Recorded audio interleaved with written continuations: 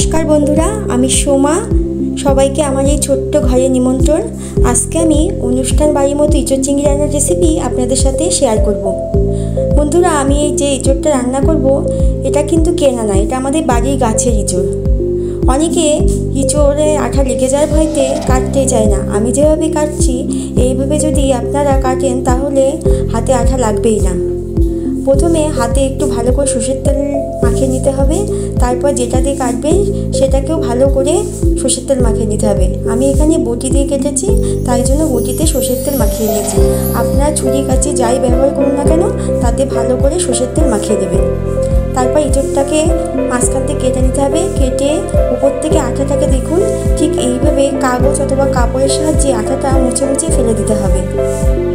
দেখুন বন্ধুরা আমি কীভাবে মুছছি, আপনারা ঠিক এইভাবে ইঁচড়ের আঠাটাকে এইভাবে মুছে মুছে ফেলে দেবেন।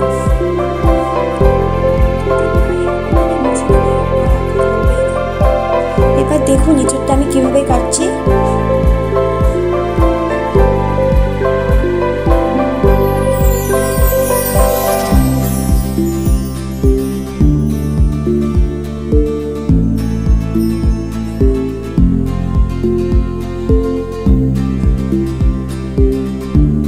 খোসাটা ঠিক এইভাবে ছাড়াতে হবে।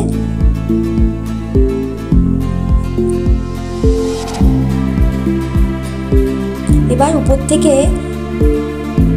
বুকোটা ফেলে দিতে হবে, তারপর পিস পিস করে কাটতে হবে।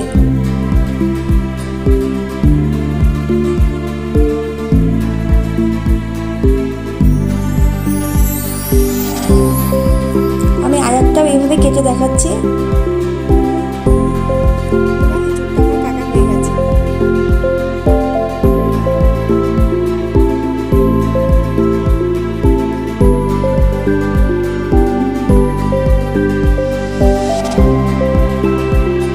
চিংড়ি মাছগুলো ভালো করে বেছে নিয়ে ধুয়ে নেব। আমি কিভাবে বাছছি দেখুন।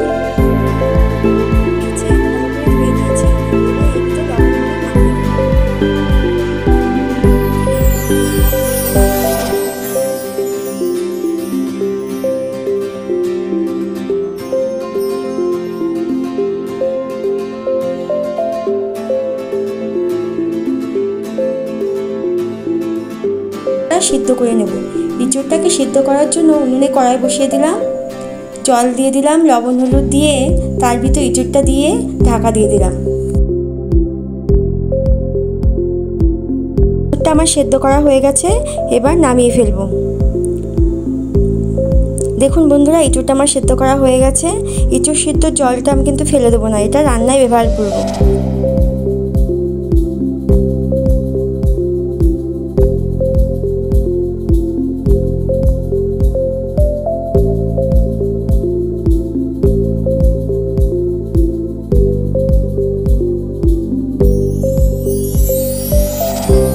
তেল দিয়ে দিলাম, তেলটা গরম হলে এর ভিতর আলুর টুকরোগুলো দিয়ে দিলাম।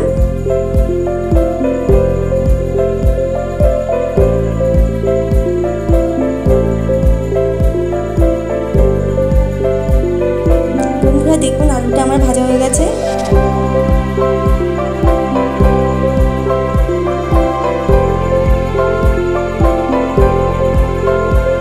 এবার সেদ্ধ করা ইঁচড়টাকেও ভেজে নিলাম।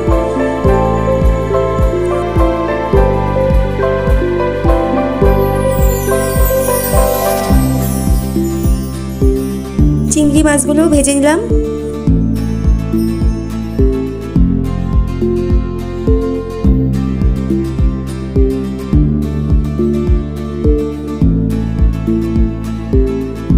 এতে আবার একটু সরষের তেল দিয়ে দিলাম।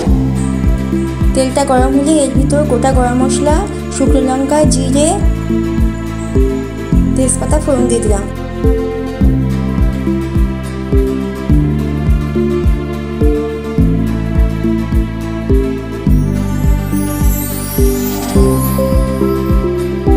লঙ্কার কুচি আর পেঁয়াজের কুচি দিয়ে দিলাম। পেঁয়াজটা একটু ভালো করে ভাজা হয়ে গেলে এর ভিতর আদা রসুন বাটাটা দিয়ে দিলাম। আদা রসুন বাটাটা দিয়ে একটু নাড়াচাড়া করতে হবে। আদা রসুনের কাঁচা গন্ধটা চলে গেলে এর ভিতর টমেটো কুচিগুলো দিয়ে দিলাম।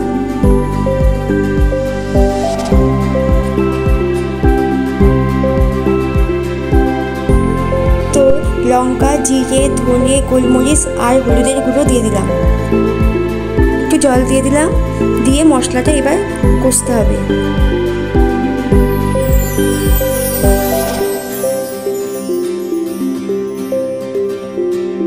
খুব ভালোভাবে কষতে হবে। মশলাটা কষা হয়ে গেলে এর ভিতর ভেজে রাখা ইঁচড় আর আলুগুলো দিয়ে দিতে হবে, দিয়ে আবার ভালোভাবে কষতে হবে।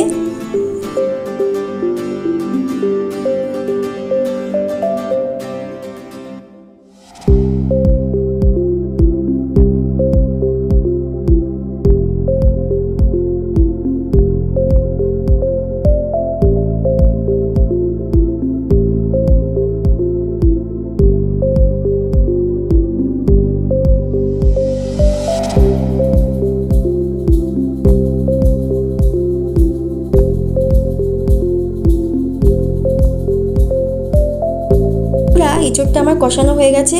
এবার ইঁচড় সিদ্ধ যে জলটা আমি রেখে দিয়েছিলাম সেই জলটা এর ভিতর দিয়ে দেবো। একটু লবণ দিয়ে ভেজে রাখা চিংড়ি মাছগুলো দিয়ে দিলাম।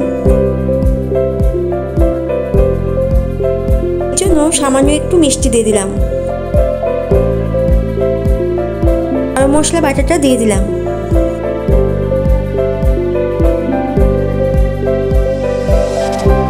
এক চামচ ঘি ছড়িয়ে দিলাম।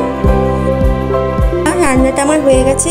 এবার ধনেপাতা কুচি দিয়ে নামিয়ে ফেলবো। তা কেমন হয়েছে তা কমেন্টে জানাবেন। একটা লাইক করে দেবেন, আমার চ্যানেলকে সাবস্ক্রাইব করে দেবেন।